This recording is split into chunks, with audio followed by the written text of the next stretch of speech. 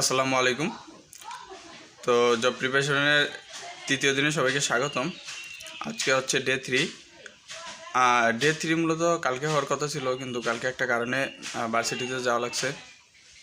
মোটামুটি যাইতেছি এসব জিনিস অ্যাভয়েড করার জন্য, কিন্তু পড়াশোনা থেকে বেশি জরুরি হয়ে যায়, যার কারণে যাইতে হয়। তো কালকে তেমন একটা পড়াশোনা হয় নাই, তো কালকের রুটিন অনুযায়ী আজকে আবার শুরু করবো ইনশাল্লাহ। তো দেখাচ্ছি আজকে কি কি টপিক লিখে রাখছি আর কি কি শেষ করব। তো জানেন যে আজকে যেই সাধারণ জ্ঞানের টপিকগুলো আগে শেষ করতেছি। তো জাতীয় বিষয়াবলীর অর্ধেক শেষ হয়েছে, আর বাকি টপিকগুলো খাতায় লিখছি। তো দেখাচ্ছি। Welcome back.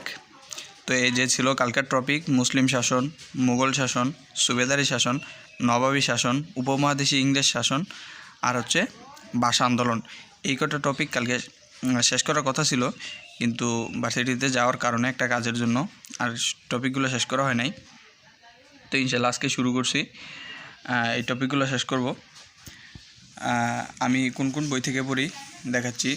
এটা হচ্ছে ইউনিকের 46তম ডাইজেস্ট, বিসিএসের ডাইজেস্ট। তো এটা থেকে পড়তেছি। এটাতে মূলত মেইন যে অংশগুলো সেই অংশগুলো দেওয়া। আরেকটা পড়তেছি জর্জের MP3 বাংলাদেশের, এটা থেকে এই যে। তো এই দুইটা বই থেকেই মূলত কম্বিনেশন করে পড়তেছি, পরে পরে খাতায় নোট করতেছি। আর সাধারণ জ্ঞানের যে টপিকগুলো, এই যে এগুলো আমি কোন কোন টপিকগুলো পড়বো অ্যানালাইসিস করে লিখে রাখছি খাতায়। তো এটা দেওয়ার চেষ্টা করবো, সমস্যা নাই। তো এই তো ছিল। তো শুরু করি। আলহামদুলিল্লাহ, ওয়েলকাম ব্যাক।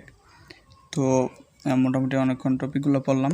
তো এখানে মুসলিম শাসন এটা শেষ হয়েছে, মুঘল শাসন শেষ হয়েছে, তারপর আছে সুবেদারি শাসন এটা শেষ হয়েছে, নবাবী শাসন এটাও শেষ। শুধু বাকি আছে উপমহাদেশী ইংরেজ শাসন এবং ভাষা আন্দোলন। ইনশাল্লাহ খুব দ্রুত এগুলো শেষ করে আবার ফিরে আসছি।